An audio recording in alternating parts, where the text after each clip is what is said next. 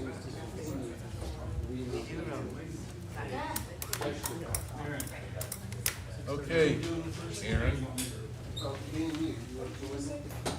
Or just be there? Hey. I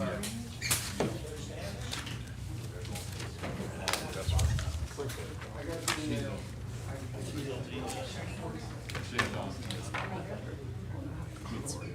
Right. Who's jump off? So Eric's here to help answer questions about the first item on the work session, which is implementation of the safety action plan. So we have our traffic safety action plan, which made a number of recommendations. Arctic Avenue was the big one, and just to update you guys on that, I don't think it's in this memo, and the public. After you guys adopted the traffic safety action plan, we were able to get our federal grant application in for around $8 million for Arctic Avenue. The timeline is TBD in terms of when we'll know if we get it. It could be 6 months from now, but we did get an application in, and so that was a pretty big effort on behalf of Eric and Jenna and the guys at Grant Consultants, so that was good. The safety action plan also recommended a number of things. Broadly speaking, they're all based on their crash data, resident input, and field observations. You know, the action plan has a map of all the crashes and the types of crashes and the severity of crashes. So we know where the most crashes are happening, and we know what those crashes are. And then also, they took feedback from the residents, and the number 2 most problematic intersection, according to the folks who responded to 47 responses, was the intersection of Ashley Avenue and 2nd Street East, which is where Burt's is. So the plan made a few recommendations related to that. And so we're here tonight to talk about those recommendations, to see how council feels about staff initiating efforts to get those underway or evaluated for feasibility. The first one is a 4-way stop at 2nd East and East Ashley. The last time we asked for a 4-way stop on East Ashley, they looked at the whole corridor and they refused. Well, they didn't refuse, but they said stop signs farther down Ashley wouldn't really make a difference, because over time, since the cross volume on, say, 8th Street East is way less than the volume on East Ashley, over time drivers would become aware that no one was coming, and they just slow, especially those folks who live here, they just slow down and keep going. But I do think that 2nd East and Ashley, there's enough cross traffic that people would train themselves to stop, kind of like Hudson. We can't just go put a stop sign there. We have to do a traffic stop study, which we would like to ask DOT if they'll give us another free one like they did for West 2nd Street. So, how do you guys feel about us asking DOT to do a free traffic study for a stop sign at 2nd East and East Ashley? It sounds like the data warrants it. So. Wait, I think, I mean, have we had any feedback on one on 2 West? I have personally not received any negative feedback. That's what that's good feedback. Figured you guys would get the feedback before we did.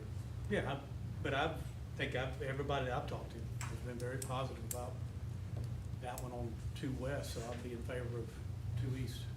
I agree. I support it.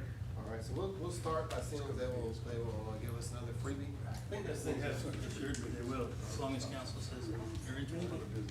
So we will make that request. So on a related note, and I believe probably the more discussion-worthy item of these 3 is commercial district pull-in perpendicular parking. That intersection at East Ashley and 2nd is also one of the highest concentration of crashes over the last 7 years, and the highest percentage of those crashes are backed into traffic crashes. So we've had a lot of minor accidents there, not necessarily fatalities or major injuries, but a lot of minor accidents at that particular corner because of the pull-in parking at Burt's. A broader recommendation was to look at all of the perpendicular parking, because technically it's against DOT guidelines. I'll just get right to the point with this particular one. The perpendicular parking in the commercial district has been there for a long time. It's in well-used, popular spots.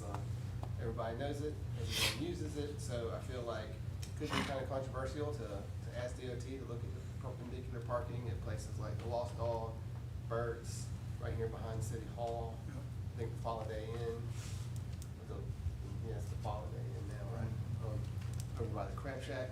So there are some prominent areas in the commercial districts. They don't have as much crash data as Second East and Burt's, but the plan recommends we do it island-wide, and we thought we'd start with the commercial district first, because that's where the most traffic is. We would have to enforce it. Yeah, and so that's the thing, we asked DOT, hey, this parking is against your regulations, will you take action? And they basically said, we won't do that without the city requesting us to do it, and then if the city does request us to do it, we'll approve it, but you guys have to work with the property owners yourselves. Well, that might be a added benefit by doing the four-way stop at that same intersection. That'll slow people down and maybe have a collateral effect on those type of accidents backing out of Burt's. Right. If that's the biggest one, I don't really have an appetite for changing pulling parking in other locations. I don't have the study in front of me. Have there been any fatalities? People backing out? Not that I know. I wanna say no outright, but I would have to check it again, but I don't believe there've been any. And is there a way that you could do it at an angle versus straight up and back? That way anybody coming back at least could look in their rearview mirror and see traffic behind them. Would be a site-specific thing, and angled parking is allowable, but you have to have enough room so that you can maneuver completely out of the right-of-way. Mhm.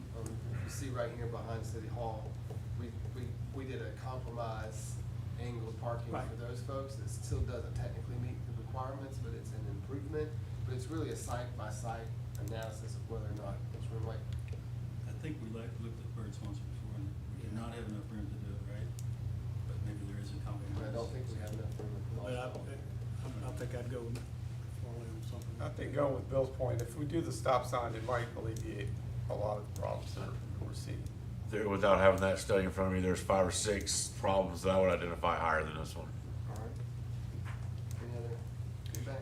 Well, I agree with everyone, and also, we don't have to decide everything tonight. We can phase things in as we discover other information, so I think that that's a good first step. All right.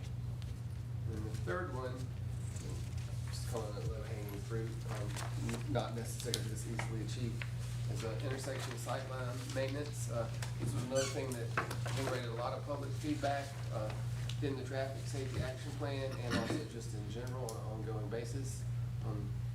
First things first, the city should not be doing sightline clearing without DOT approval and DOT oversight, because we used to do that. We shouldn't do it, period. And then there was an accident, was it Second and East here on? Vincent. Second and East, with Fourth a and Vincent. fatality where we had trimmed the sight lines in an effort to be proactive and meet people's needs. And then DOT promptly threw us under the bus in the lawsuit saying, hey, we didn't do that, the city did. So, And they did it improperly. yeah. So that's why I said we shouldn't do it, period. So we can do it, but it exposes us. And it, it stinks to say someone who comes from this intersection, well, I can do it, then I don't wanna be sued, but that's just the reality, and it has happened in the past. What's the So- work order solution then, where Yeah. we put in work Yeah, orders to? so we wrote DOT, and we said, hey, guys, community-wide, island-wide site clearing, we need that done on Folly Beach. Here's our traffic safety action plan based on public feedback, crash data, sight lines are a problem, and they wrote back that, great, that's a lot of work for us. We'll be happy to put you in line if the city can agree to a priority list and put it as a work order. So how are we gonna build this priority list, I guess? From the police department, right around, so they can see the site. Any public comment? But And anybody can go to, the scdot.org/business/maintenance and put in a work order yourself as a citizen. I encourage you to do that, and those along work- with us identifying 20 other ones. And those work orders will go to the Charleston Maintenance District, or the Charleston District Maintenance Department, and they will prioritize them as they see fit. But I've actually seen cases where they'll respond to a resident quicker than the Yeah. city staff are Well, that was my question. I mean, are we gonna make that public Yeah, too? yeah, we'll push it out. I mean, it is public and public available, but we'll put it out on social media and just say, reminding, you know, if your intersection is dangerous, let DOT know. But in the meantime, we'll have the police department and maybe Eric's department do some surveys, and we'll come up with our top 20, you know, busiest, most overgrown, et cetera, and we'll get back to DOT to work order. So, you know, the traffic safety plan, just want everyone to know that we're already at work trying to implement it. The Arctic Avenue thing is huge, it's gonna take years, but these are things that are much more discreet, I think, easily We could call doable. it adopted intersection. Here's your website to go to. Yeah, don't trim it, but put in a work order. Yeah. So, we already, you know, we've immediately gotten, you know, and I know how I describe the DOT's language, you know, those are paraphrasing. I'm certainly not trying to throw DOT under the bus. They work with us a lot, and they work with us well, but I think they're just facing a lot of work statewide. We have one of the largest highway networks in the whole country, despite being one of the smallest states. So they're just busy and they don't have a lot of people. So it's not that they don't wanna help us, or they won't help us, it's just that we fit in on the grand scheme of things where we fit in.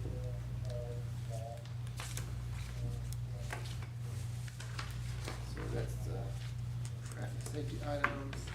Eric, anything to add on that? Next up is the abandoned vessel ordinance, and I'm gonna kind of partner up with Joe. So Joe, you can correct me if I missed anything, or summarize this. Andrew here too. So, a few years ago, several years ago, many years ago, we were kind of a pioneer in the state with our abandoned boat ordinance. We looked around at the situation in the river, some of the abandoned boats, and we came up with a scheme of permitting, regulating where people can moor, to remove boats that we had deemed abandoned. We believe we had a sound ordinance. We did issue some tickets under that ordinance, so we were sued over it. Fast forward several years, and now the state has actually come back and made amendments to state law that sort of based on and mirror our original ordinance. You know, the complaint that we were sued over is that our law exceeded what's allowable under state law. But now we have a situation where state law has kind of been modeled on ours, not exactly, but close enough. And so what this amendment that you guys have before you would take away our original language as it's been amended over time and make it mirror the new changes to state law. It's not exactly how ours is now. There's some new, technical definitions. It clearly establishes that the city does have authorization to enforce this law on waters within the city. It changes the response time for a boat owner whose boat's been deemed abandoned. Our ordinance gave them 45 days. This brings it down to 10 days, which is a huge improvement. So basically, it just speeds things up and makes it easier for us to get these off. One thing is it changes the mooring limit, that right now you can't moor within 500 yards of the boat landing. This would knock that down to 50, so it'll let people come in closer, but at the same time let us remove any problematic boats more quickly. It lets us charge, it's a nominal fee, a $15 fee a day for our permitting.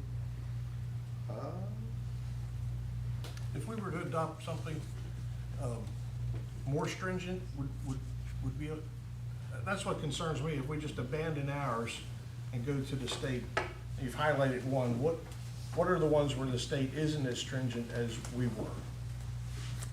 Well, number one, I'd say the state is as stringent as ours is. Number two, there is an issue. I don't know how much I want to get into it in public, but there is certainly a debate over where our jurisdiction begins and ends. Certainly the lawsuit that was brought against us said it ends at the low water mark where the traditional corporate limits end. So their argument was we didn't have any jurisdiction to do anything out on the river. Well, this new state law, as long as we're using the state law, it says we can go throughout the river, But basically. that wouldn't apply to a city ordinance. We couldn't use that jurisdiction. Let's say if our city ordinance said the 500 feet instead of the 50 feet, we couldn't use the jurisdiction of the state law to say we can enforce that through magistrate's court and city ordinance to say you can't moor within 500 feet of our boat landing? it's yards. Yards. And I just don't know. To me, that is a lot of work. I just don't, I don't know that that's gonna work with this new state law. I left in our original ordinance in a very limited way to only deal with boats above low tide mark. Like, so if a boat's in the marsh or in someone's backyard, we can That's corporate city go limits. through the city, that's within our traditional city limits. We can kind of do whatever we want there. But obviously the problem tends to be more in the river, right? Or the creeks. When I say the river, I mean all the creeks, Okay. all the marshes. It covers everything. And it's a good law. It's a strict law. And I wouldn't get too hung up on that one thing, especially now that, I mean, they've made it crystal clear that our jurisdiction is only to enforce this state law, right? In the water. In the governing abandoned and derelict boats. And then they also, there's another, you may remember we amended it like 2 years ago when they adopted a more broad permitting law that also extends into the channel. But, you know, we have to follow the state rules to do these ordinances. Well, it And gives us, I think over the years, and Andrew can speak up, these to me seem to be very beneficial and will help us accomplish what we want, which clearing up the is, jurisdiction was clearly the best move.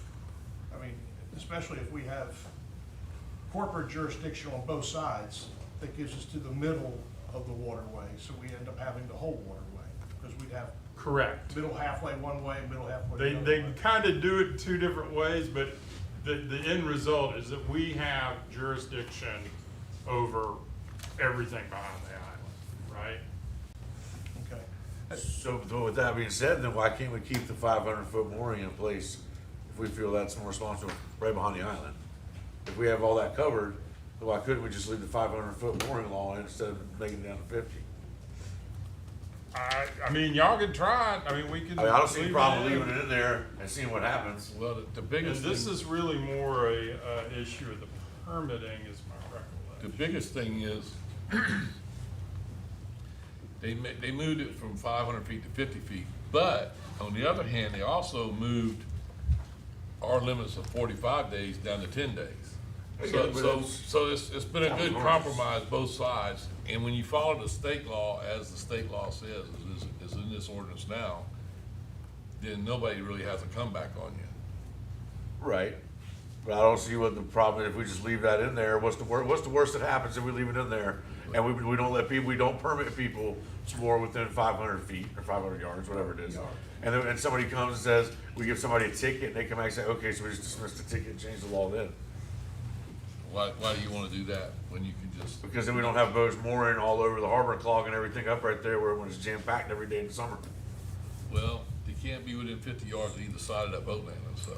Right, but we have it at 500, which is even better. I know, but y'all do what you wanna do. But This to enforcement- enforcement and to have a good, clean enforcement, I would say follow the state law, just like Joe said. When we do the permitting, do we tell people where they can put it, or is it up to them to put it? So if we do the permit, we say you're gonna be 400 yards away, they have to be 400 yards away, or we permit it and they park anywhere they want, as long as they're not within 50. Yeah, so historically what we've done is taken the areas that we restricted mooring, used to be 1 mile from any bridge, marina, or public landing. And then when we did the rewrite a couple of years ago, we shrunk that down to the 500 yards. And so what we do is we do like a map dot overlay, so basically we drop a map overlay over like a normal satellite image and say that you have to propose where you're gonna moor outside of this. Because this area is restricted. So that's kind of how we do it now, and then they come back and they say, this is where I want to be. And And then either myself or Corporal Weed will look at it and say, look, that's not a good idea because the bottom shifts too much, or there's too much traffic in that area, probably need to try to look somewhere else. To try to get them in an area that we're not gonna have a lot of problems and a lot of congestion, and we've never had an issue where someone's pushed back on that specific issue. I mean, I agree with what the mayor's saying as far as like, and Joe, I definitely do not want to be in a situation like we were, because in my opinion is, I think we had a lot of legitimate violations and citations that we ended up having to compromise on, rightly so. But I don't wanna be in that situation again. I wanna make sure that when I write the next person a citation, I'm comfortable with that sticking up in court. If it was an absolute perfect world, would I want it to be a bigger distance? Absolutely I would, because I thought it was so congested and it was really terrible when we had all those boats out there.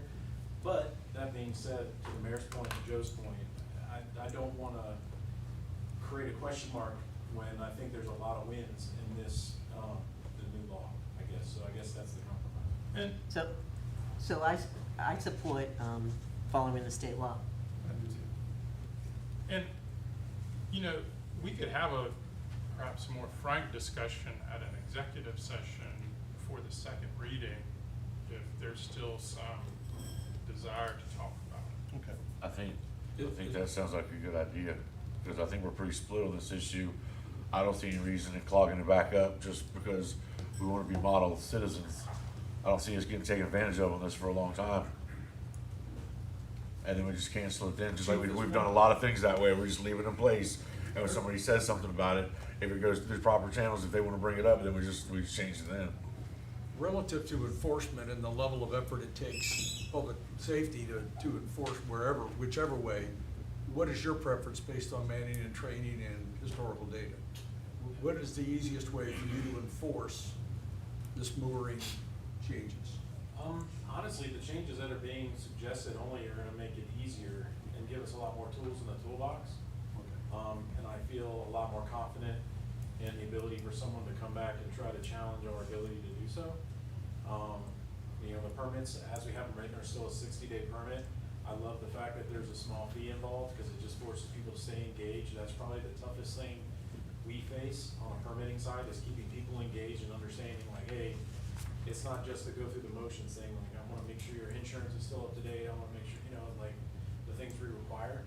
So, I actually just really appreciate the tools that the legislature gave us in this rewrite. I think it'll help when there is a problem, right? So, yeah.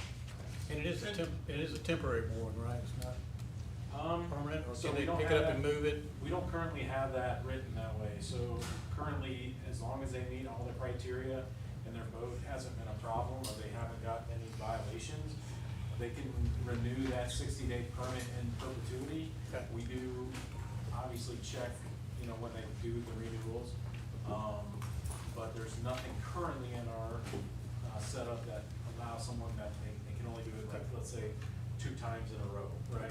Right. And I will say, just as another quick caveat, none of the mooring balls and mooring things out there are permitted through, I'm calling it DHEC because that's what I'm used to. I know it's something else now, but none of them are permitted. And we tell them before we give them our permit for mooring, that, hey, this does not absolve you having to follow state law as it relates to DHEC permitted moorings. However, DHEC doesn't have a really active enforcement arm, and so it kind of leaves us in the situation that we are. And let me say, this doesn't directly contradict a state law, but we have an attorney who is watching us and will grab at any opportunity. So I just would like to have maybe a more frank discussion in exec. I honestly didn't think this was a change people would be concerned with. But since it is, I'd like to have that discussion. I'd like that too. All right. One other question. On page 7 in the work session, we describe abandoned vessel. We also describe a derelict vessel, and their definitions are pretty close. But on the abandoned vessel, we say they have to be for at least 10 consecutive days. It has to be on public property adjacent thereto for 10 consecutive days. And in the derelict vessel, we say for at least 21 days. I wonder if we could The difference, change it. the and make- difference there is the abandoned vessel does not have a visible identifier. In other words, it doesn't have any numbers or letters or any kind of identifier on it. And what they call a derelict vessel has visible identifiers. That's why they give them a little bit longer. Are those Because you can definitions in find line it. with the state then?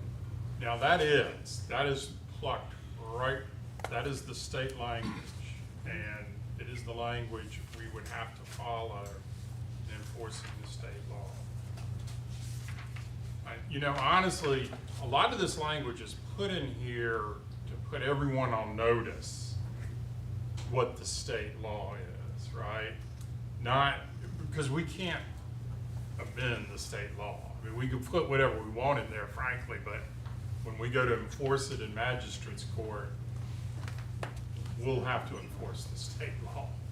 So that one is pretty cut and dry. So, I guess- I- I'm sorry, but while we're on, the state accepts, I know just from law enforcement, it seems kind of odd that we would accept as an identifier the name of the vessel and the home port. If- That's enough of an identifier to? If they have, it depends on how the vessel is registered, and the Coast Guard has some registrations where all you have to have is the name of the vessel and the port it's registered in. Then you can go to the Coast Guard and say, Ms. Lucky, registered in Portsmouth, Virginia, I want to know who owns that. But you could also just have the name of the boat and the port city and not have it registered with Coast Guard, Then it's- but by law, it would still be an identified vehicle? Is that? If it's not registered, it wouldn't be an identifier. An identifier, you got to be able to identify who owns the vessel. Right, well, that's my point. So it doesn't say the name on the vessel and the port city and registered as such with the Coast Guard.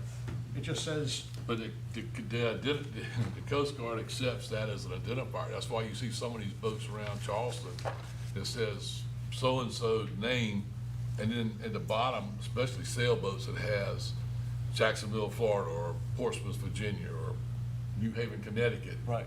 And that, the Coast Guard will accept that as the identifier, because then they can go back to port and say, tell me if it's registered or not, and who it's registered to, and what it's registered as. If they took the time to register their vessel name and home port with the Coast Guard, but if you just slapped on Tim's Lucky Boat, Folly Beach, and you never did anything, and it was out there, that's really not a law enforcement identifier. There's no way to see. Then if we go to that, if we go through the records and say, hey, tell us who this is, and they say, we don't have that registered, then that's not an identifier anymore. That would put it back in, I would say that's a non-identifier, and put it back in the 10-day slot. Yeah, so there's a website, actually anybody can use it, where the Coast Guard puts, you can search by name of vessel and port of origin, and then if it is actually in fact registered like you're talking about, it'll pop up and have the Coast Guard registration number, so that's why some of them, they don't have like the SC, whatever on the side. And then if it's been a vessel that's been boarded, inspected, XYZ, but they don't have that, it'll have like Tim's Lucky Boat, Folly Beach, suspected owner, but it won't, it's not all filled in like it would be if someone actually filled in an application. Does that make sense? Would we ever end up with a boat that had a name and a port on it, and you would have to treat it as an identified boat, but it's not registered in any website, not on any database? And would that ever tie your hands from doing more by saying it's posted on the side, but it's not registered anymore? And therefore it's unregistered?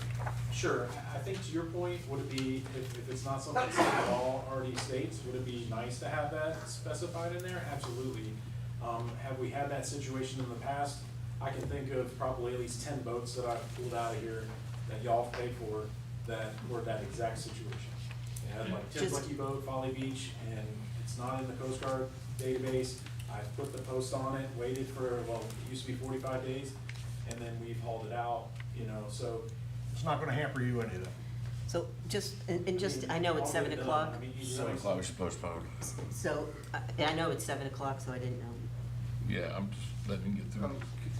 If you don't mind, could we have a motion to amend the agenda to add the last two items at the staff report for the, so that way we can get a regular meeting? What we got left? I think Red it's Sunset only Lane got one. and the signage. Two. Oh, yeah. Parking lots. It's fine. That way you guys start on time. Or we can start on time, and under mayor's comments, I can say, give me this report. Okay, So, you wanna we'll- come call the roll? Yeah, next month, we'll, executive session and or work session to talk about the folks program.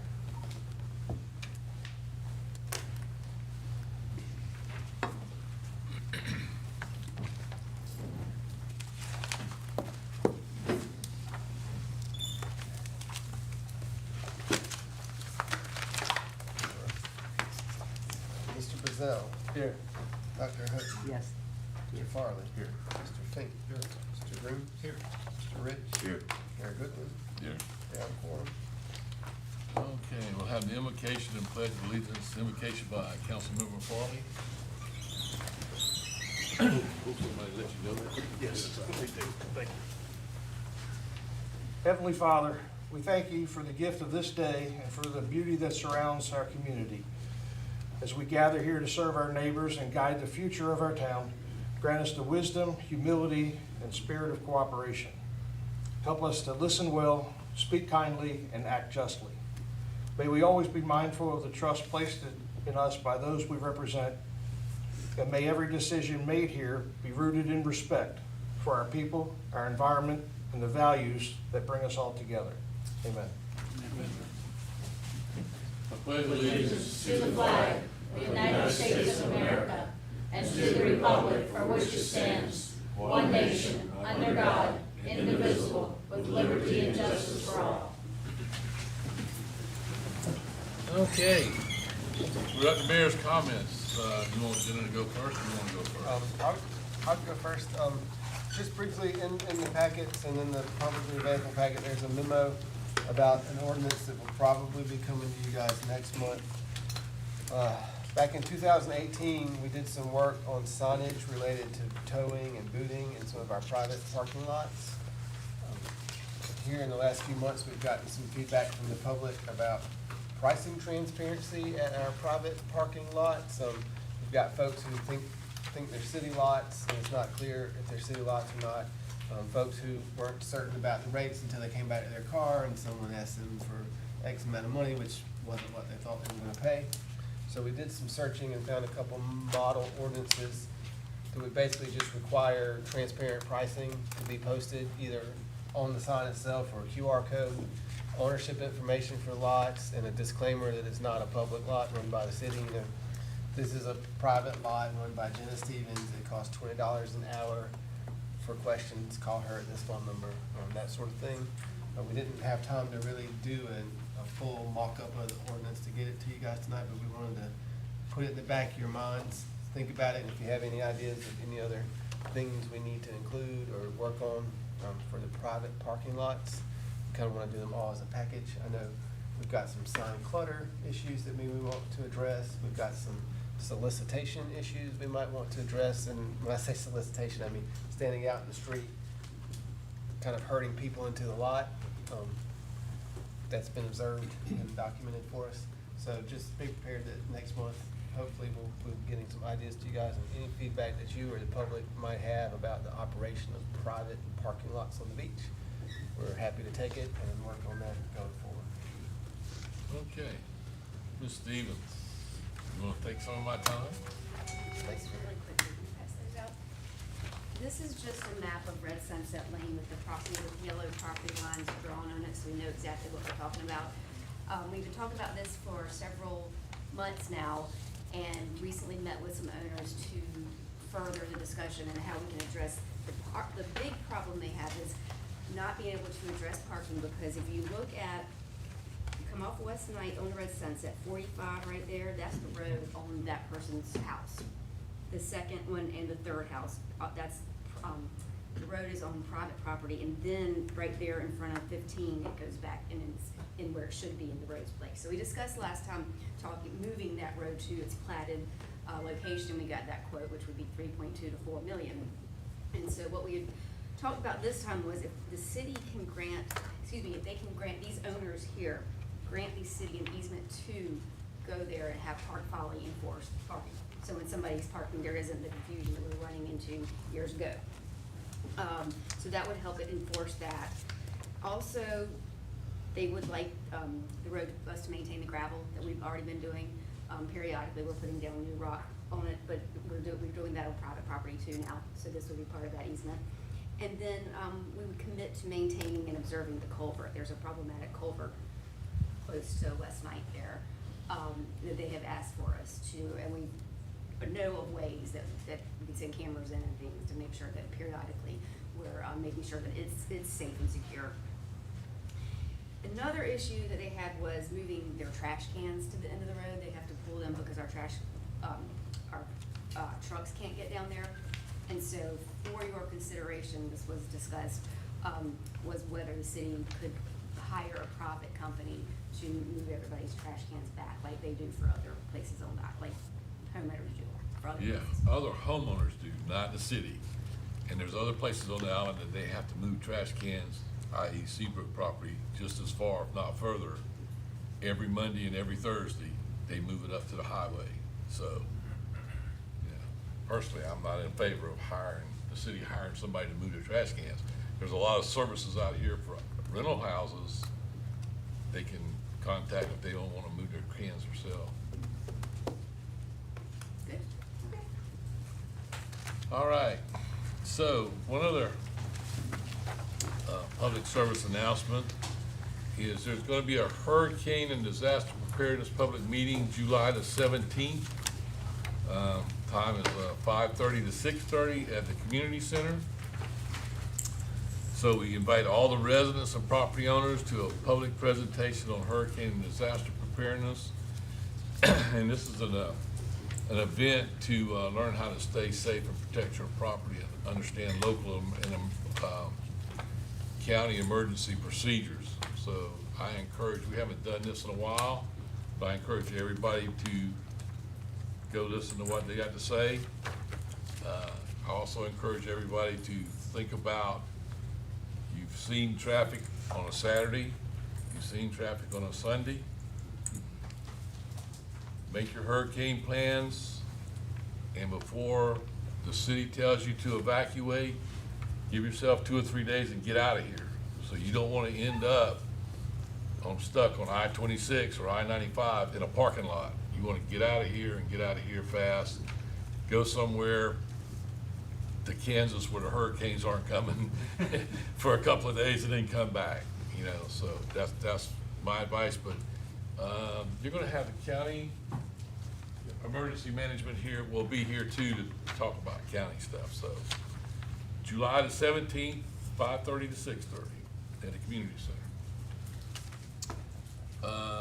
Well, I said one more thing, but I lied. Mr. Fink, you had a little update. Yes, thank you, Mr. Mayor. 2 months ago, I was asked to entertain with the staff senior transportation and where we go with options related to CARTA, private companies like Uber and other things like that. We've done a lot of due diligence. There's over 700 senior citizens on this island. We've done a survey. We're not able to pin down precisely who can use what when because it's a work in progress. But what we do know is we received back in writing from CARTA that it is not an option for them to extend bus lines out here onto the island. They're not going to be able to use CARTA on demand out here to any great uses just because of traffic patterns and usage data that we have so far to date. However, between working with city staff, and Wes can elaborate if I missed some points here, we have reached out to the Berkeley County Dorchester COG. We've coordinated with other agencies on what are available for senior transportation. Some of them require insurance indemnifications because they have mobility issues that aren't covered by Uber or anybody else. However, private companies are willing to discuss with us options, namely Uber right now. They have Uber on demand and they have our equivalent of that. They have Uber Health.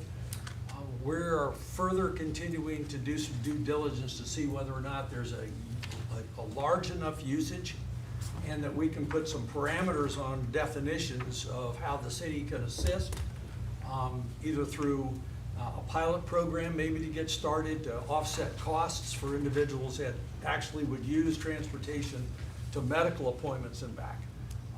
Not the movie theater and 4 other stops and come back and get me after 9 o'clock.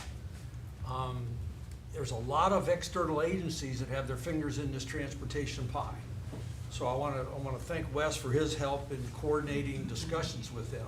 We've had some of our citizens reach out individually to some of these agencies, wanting to know how we can play. They can't do that on an informal basis. They have to discuss it with city staff or city representatives. We are moving on, we're continuing to move ahead with it. It's not funded, however, there are funding grant programs that we are preparing to apply for next year. It's not available for this year, those funds were already expired. But it's not a dead issue, but we don't have a single solution yet. It's one of these works in progress where we have to continue to do due diligence to figure out what our usage is going to be. There have to be parameters, because there are requirements from the individual moving companies or ride companies on whether or not they can take motorized wheelchairs. Can they take, at what level of equipment are they equipped to accommodate to get them to doctor's appointments? So we haven't given up on it, but we don't have a solution yet. Just wanted, we promised to get an update for you in July. That's where we are. We have in writing from VCD and from CARTA what they cannot do. So at least we have those. It's a wall, and we're not gonna keep bumping into it.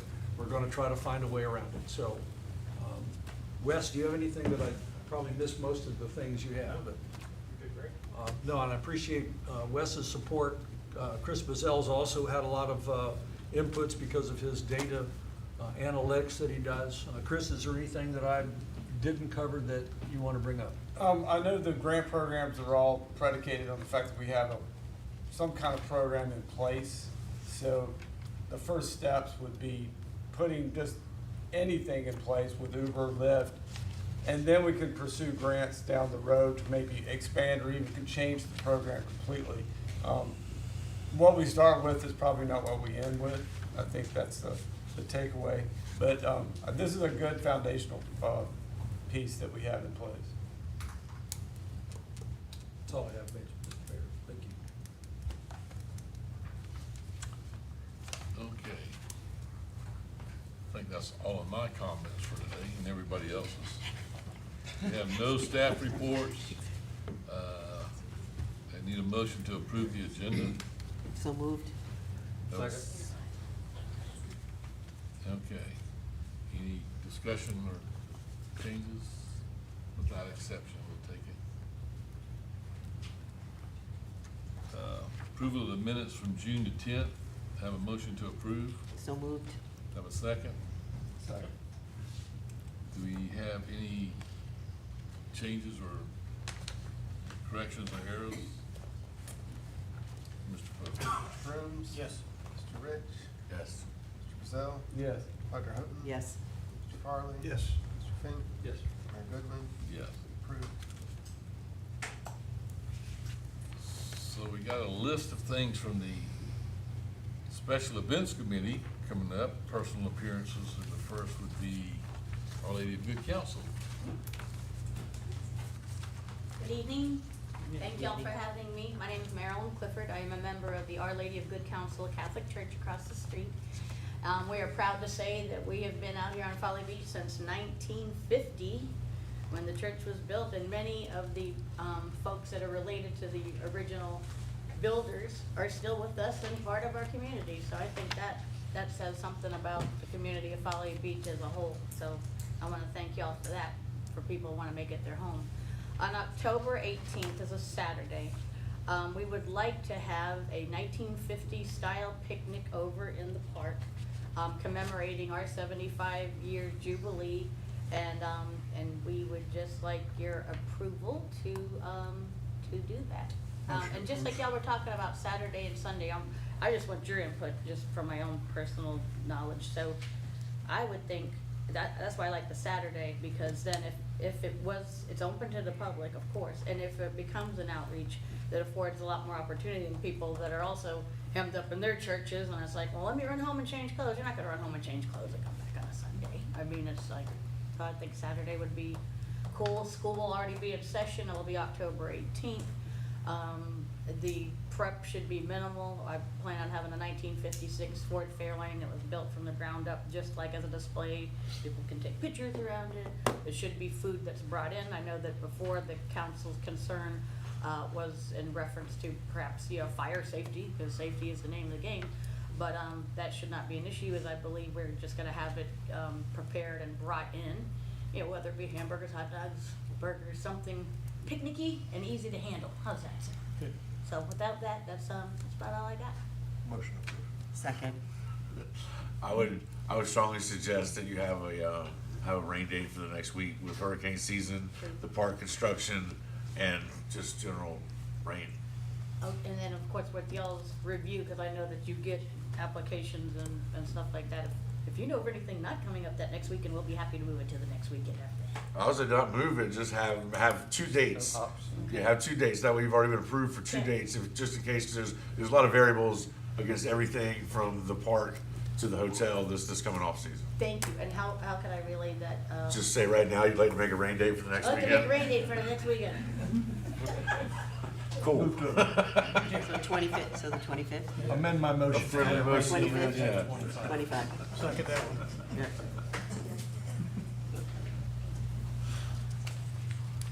And I'm sure there are plenty of local organizations who would love to cook hamburgers and hot dogs for your event for free 99. Just throw it out there for you. You don't have to cater in from Melvin's a bunch of burgers and dogs. There's plenty of groups out here that'll be just fine. I can't speak for any of them anymore, but I'm sure that there's one that would. Well, y'all know how to find me. We have a lot of volunteers. Never heard Be of it. around these parts. And thank you. Yeah. Mr. Finch? Yes. Mr. Brazil? Yes. Mr. Rich? Yes. Dr. Hooton? Yes. Mr. Brown? Yes. Mr. Farley? Yes. Mr. Goodwin? Yes. Passes. Pickleball tournament, I don't see anybody here from the pickleball tournament.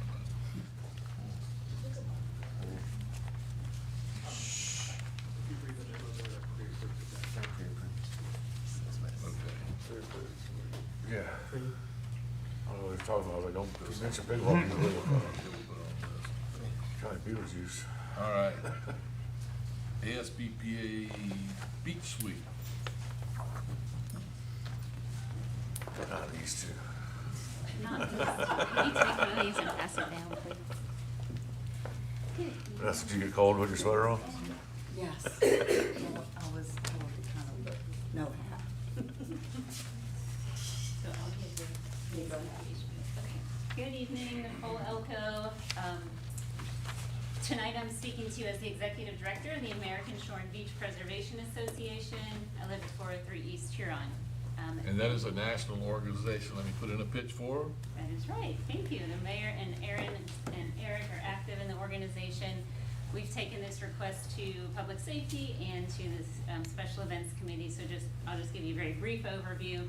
So this organization was actually founded 99 years ago. We're celebrating 100 years next year, and we are getting involved with some new outreach. So this is a national beach sweep that will involve Folly and California and Mobile, Alabama, and Asbury Park, New Jersey, where this organization was founded 100 years ago, all in the same weekend. To the goal is, bringing awareness, and in my personal goal, bringing Folly Beach into the national beach preservation spotlight, as you all know. So we are planning a beach sweep that is going to run by Vanessa's Tried and True model, and it is sponsored by ASBPA, Corona, Keep Our Beaches Clean, and Oceanic Global. So our request is to have the event and to have some free parking, and Vanessa will go into some details about the plan and her message. Okay, hi, y'all know me, I'm Vanessa Altman, I live on the beach, I'm very proud of our community. And first off, I'd like to thank the mayor, council, city of Folly Beach, public safety, and all the community for supporting all of these sweeps.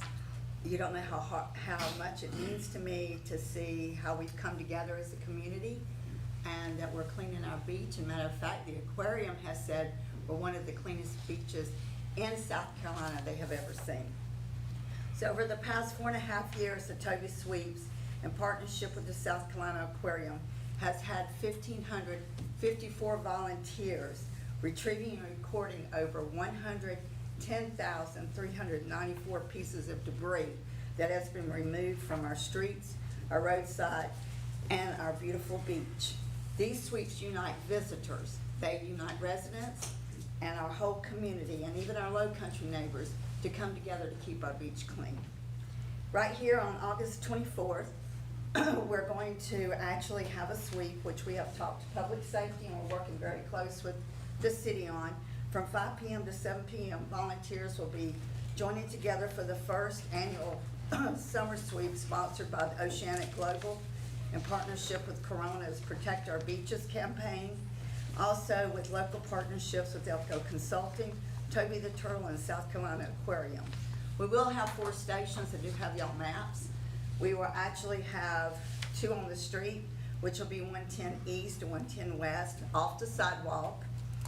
Then we'll have 2 on the beach, 110 East and 110 West. This will run from 5 West to 5 East. Each of the participants on the streets will be required to wear a vest. On the streets, we will have a sign that says slow, we have litter in progress, so that people, and this worked for the World Ocean Day. So anyway, in the previous sweeps, we have offered parking passes. The way we've done this is that it actually says Toby the Turtle on it, the sweep. It gives the time, and we have done this through the Sign Up Genius with the aquarium. So I'm coming to council because I feel like, and this is me personally, when we come to sweep our beach, and everybody takes pride in that, I really hate asking these people for $10, $20 to go park. I'm asking that if the council will give this to the volunteers, working volunteers, and the organizers from 4:30 p.m. to 7:30 p.m. That gives us a chance to set up and break down. Usually it don't take that long. The setup might, but the breakdown, we're usually ready to go about 7 o'clock. So I'm asking council if you'll please approve this event. It's gonna be a wonderful event, and to please do as we've always done and offer some type of parking, free parking to the volunteers. Make a motion, we approve the request with the parking vouchers. Second. Any other questions? You have a rain date in mind, here in August. No, I know. Well, Is it's not a national rain date or anything, or Nicole? see, the following date is Labor Day, and the reason Rain or why, shine. the reason why we're doing it on August the 24th is actually the national day is the 23rd. But speaking to the community and to the police, it would be better for all of us if it was done on You Sunday. can pick up trash in the rain. Yeah. It's past. We did that, Yeah. July 5th, they were Yeah. out there in the rain picking up, so as long as it's not thunder and lightning, Go for we'll it. be out there. And you've been logging all the data like usual? Yes, we'll be actually logging the data which I sent y'all a copy of our July 5th. You will get a copy of that, all the data that is retrieved. And also go to Dr. Elko so that she can actually let Oceanic Global know what data we did pick up. Any other questions? Mr. Pope? Mr. Grooms? Yes. Mr. Zell? Yes. Dr. Houghton? Yes. Mr. Rich? Yes. Mr. Fink? Yes. Mr. Farley? Yes. Mayor Goodwin? Yes. Passes. What are you doing, you worried? Did you think it wasn't gonna pass? Say no to this. That's a close one. You didn't have, you could've quit talking 5 minutes ago and it would've passed. Okay, well, I'll do that. Thank you very much. Y'all are, you just don't know. Thank you. Okay, Dr. Elko, my favorite person.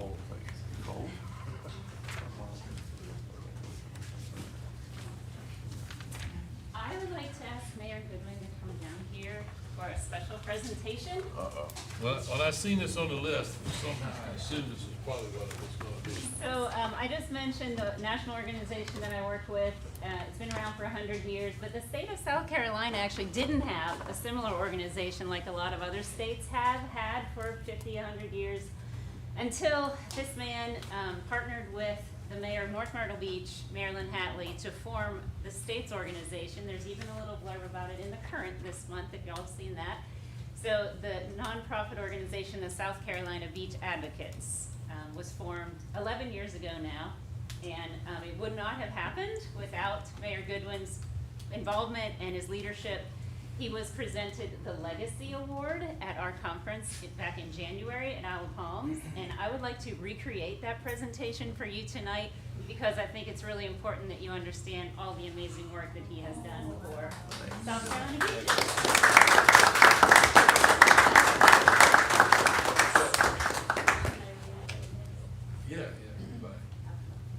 So just a little bit about the award. This is a proclamation that our organization adopted, and it says that it's the presentation of the 2025 Legacy Award for Foundational Leadership of the South Carolina Beach Advocates. So Tim Goodwin was the chair of the Advocates from 2014 until 2025. And in that role, he founded the organization in 2014 alongside Marilyn Hatley, our founding vice chair. He rendered distinguished service to the organization through over 10 years of leadership. He brought political clout and intimate knowledge of local beach management challenges to the organization. He led with humor, kindness, energy, and graciousness that has enriched those fortunate enough to know and work with him. He's presided over every South Carolina Beach Advocates Conference annual meeting since 2014. He was reelected annually by his peers, the mayors and administrators of the South Carolina beachfront communities, and he left a legacy of extraordinary leadership in state beach preservation advocacy.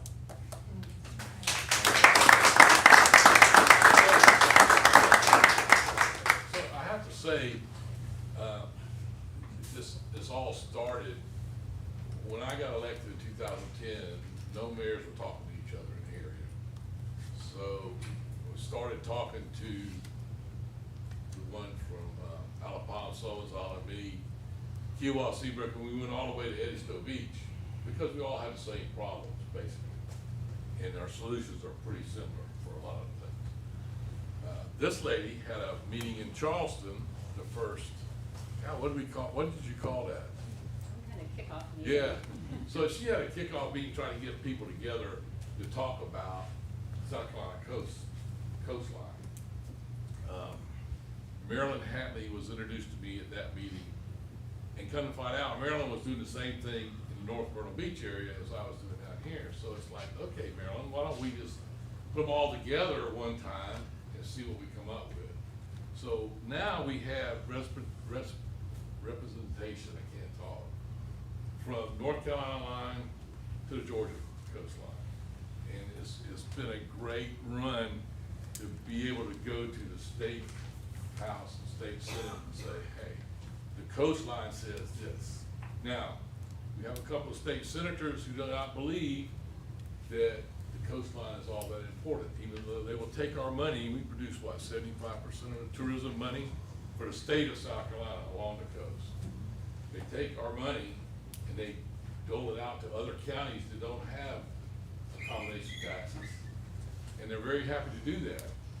And one state senator, I won't call Senator Bueller's name, but one state senator,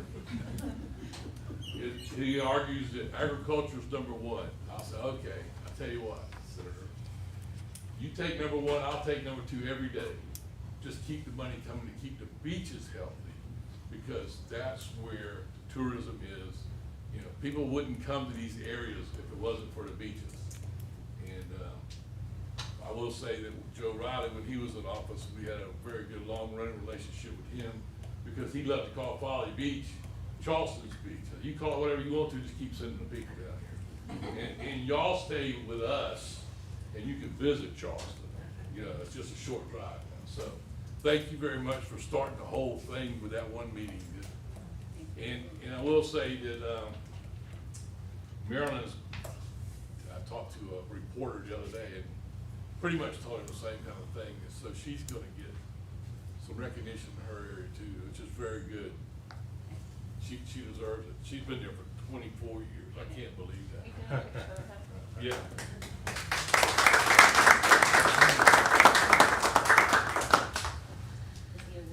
Oh, I don't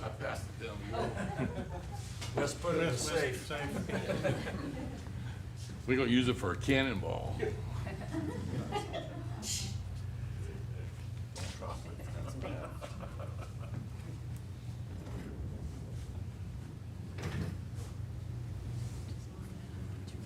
Thank you so very much. much.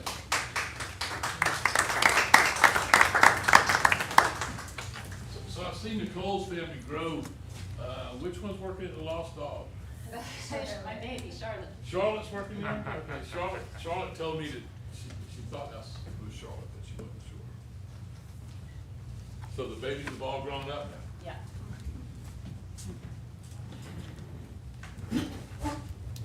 So we're down to citizen comments. Going once, going twice. No boards and commission reports, old business resolution 22-25. Resolution by Folly Beach City Council awarding a contract to Young and Young for prosecution services for a period of 4 years, beginning July the 1st, 2025. Do I have a motion to approve? So moved. Do I have a second? Second. Any questions or comments? Mr. Rich, Yes. Mr. Brooms, Yes. Mr. Fink, Mr. Farley. Yes. Dr. Houghton. Yes. Mr. Bazell, Yes. Mayor Goodwin. Yeah. Passes. New business ordinance 11-25. Ordinance submitting to Folly Beach Code of Ordinances, section 134.5 and 134.99, governing abandoned and derelict vessels to address changes in state law. Do I have a motion to approve? So moved. Do I have a second? First reading. Motion to postpone 1 month?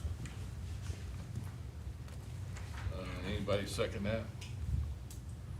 No? So, first reading. Any questions or comments?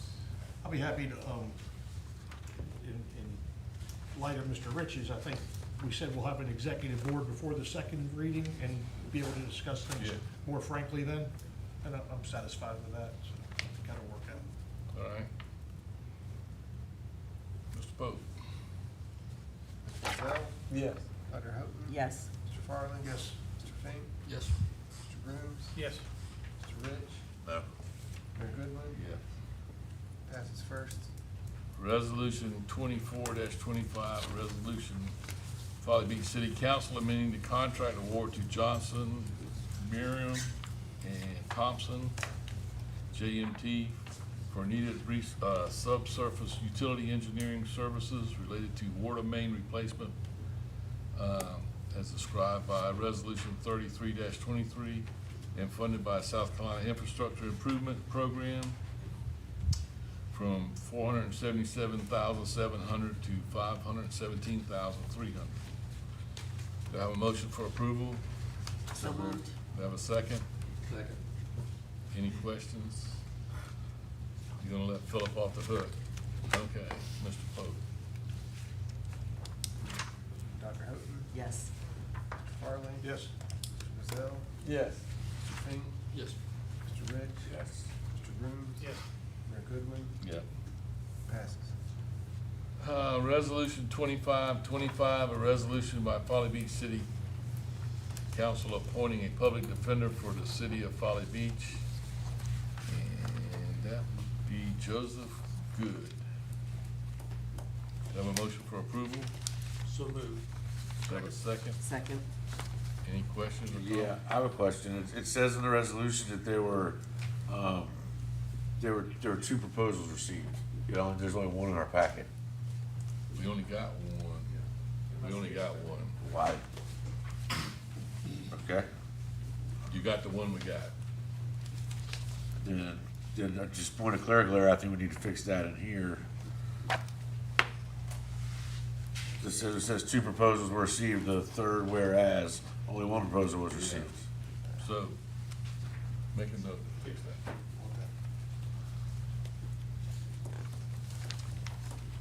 Okay, any other questions?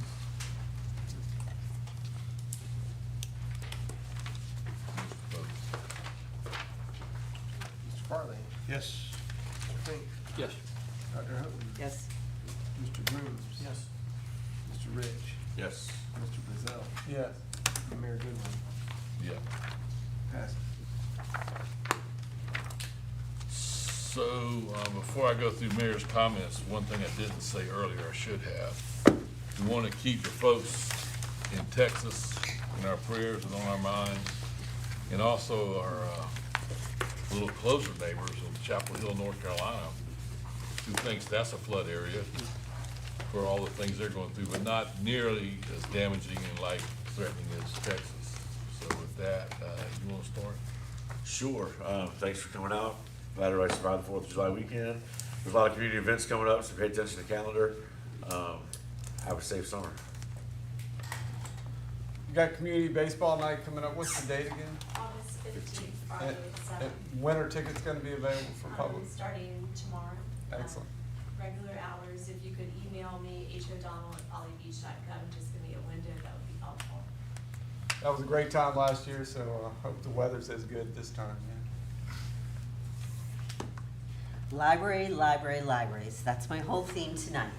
Do not forget that it's summer reading and it's for all ages, so adults need to sign up as well. Prizes to be had, programs to be seen. That's the first thing. Next thing, though, at the Baxter Patrick James Island Library, we're having a special program, Small Island Big Impact, the story of Folly Beach, author talk with Gretchen Stringer Robinson. I think many of you have probably read her book, and I'm trying to convince her to update it and add the next from the 80s up. But she will be at the BPJI Library Monday, the 21st at 6 p.m. And I just really encourage folks to not just attend it, but also be proud of our history. And some snippets that she'll speak about is our history with the Civil War, the fact that we're a lookout post for enemy subs in World War II, and that we may be small, but we have certainly our country's history. So I encourage you all to attend. Did you highlight the whole Sandstorm? I highlighted the whole, I'm a nerd. I highlight, Okay. by the way, it's in the Sandsboro. Well, my daughter's visiting from Hillsborough, and certainly they did not have the devastation that was in Texas, but they did have some flooding, and you'd think it was highly unlikely that she would leave the Chapel Hill area to come to the beach to avoid the consequences of a tropical storm, but she did. And I hope they're not watching, but I said if they are, I would give a shout out to my 2 grandbabies, Judy and Madeline. So, It's early, you Pop, might be Pop watching. will be home in a minute, God willing, and everybody else, thanks for coming, and have a great night. I'd like to congratulate Public Safety for a tremendous effort over the 4th of July weekend. And I watched the call-outs, and you guys were everywhere doing a lot, especially with the emergency we had with the collapse on the one balcony. Well done with that. Beach sweep lady, you done good, girl, and somehow even in the rain and everything else. My wife did come home from that. I wasn't able to attend, and she was suitably wet. So at least it went well. Thank you for your efforts there. July 16th, Gibbs Museum, is that still on? Is an opportunity for people to actually go to the Gibbs Museum? And next Wednesday, they have a grant where the evenings are free, so meet us at 6 p.m. next Wednesday at the Gibbs, and we'll have a little Folly community Cool. gathering and see their. And to echo what DJ said, there's so many of these events are in the papers and on the website. Community really needs to take advantage of the outreach that the staff and the community's going through. So emergency preparedness of the county is gonna be a big thing to come see if you can. Again, stay safe, it's summer, and watch out for the flying doors that open on Ashley Avenue when you're driving down the street. A few months ago, we used some council discretionary funds to buy seeds. These are native plant seeds, and they've been a big hit on the island. We've used them at several of the family fun nights, and they have them available at the City Hall front desk if you would like some. The only thing, the supplies are dwindling out because a lot of people are reacting to that. However, for the audience that's here tonight, John, my lovely lady to the right, has them for your, you pick up some seeds, plant them in your little pot, and then grow them 4 inches, and then plant them into your yard. I've got some test growing, and yeah, and these are great for butterflies and birds, right? Absolutely. Perfect, native plants, All native. get them while you can. And milkweed too, so native plants and milkweed. Okay. You get a bonus for coming tonight. That is a deal. Not always the case. So, do we All have the plans, I guess. have a motion to adjourn? So moved. I sent it to you.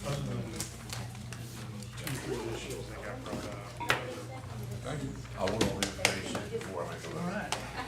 Is there anything in particular though? You the winner? No, but I still have questions on it. They like, after that question on it, have us. Yes, and I think we're gonna get it resolved.